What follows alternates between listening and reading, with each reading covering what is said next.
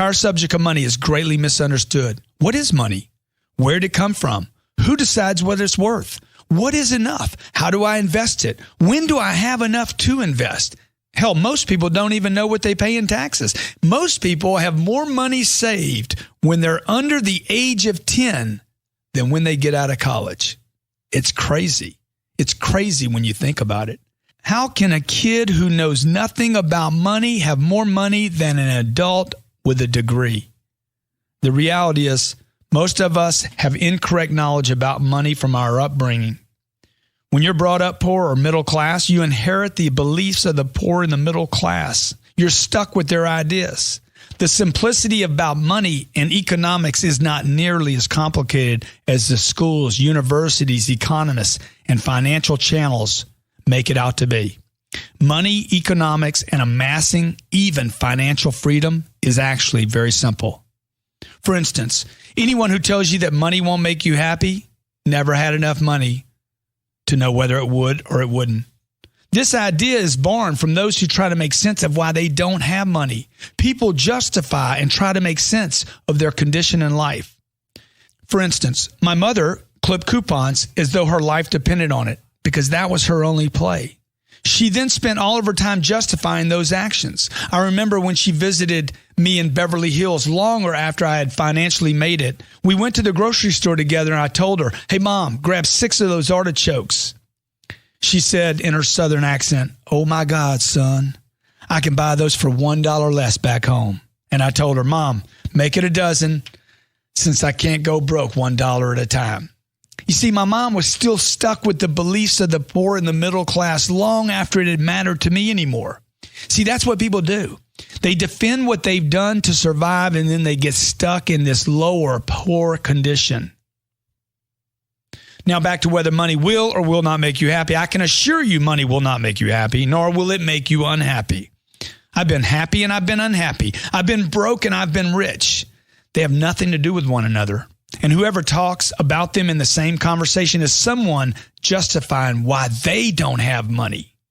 One additional note on this from personal experience. If you're going to be unhappy, be as rich as possible. Financial freedom is 2 parts mental and 1 part mechanical. You have to get your mental part right first. What I mean is that you probably need to lose your mind first. That's right. You need to lose your mind, including many of the beliefs you were brought up with. For instance, getting rich is mostly a game of offense, not defense, like my mother taught me. Taking risks today is the way to eliminate risk, but you have to take risk at the right time. Your daddy's advice was to always play defense with money to get rich. You have to learn how to be on offense most of the time, not defense. Wealth knows no age or sex, and it doesn't care about your story. It shows no sympathy, and it has no feelings.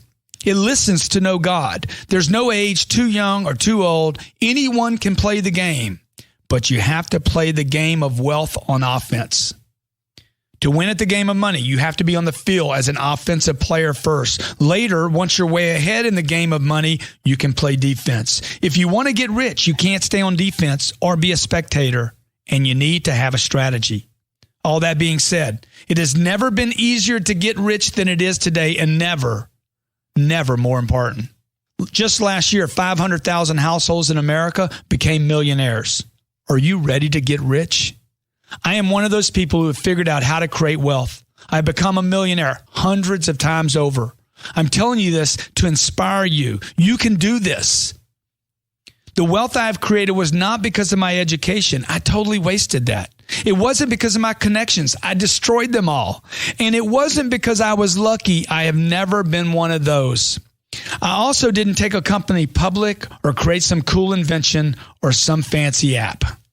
You hold in your hands information that will show you how to make and accumulate millions of dollars, even hundreds of millions of dollars. I would tell you this booklet could make you a billionaire, but I haven't done that yet. So I will only make claims to what I've done for myself and for others.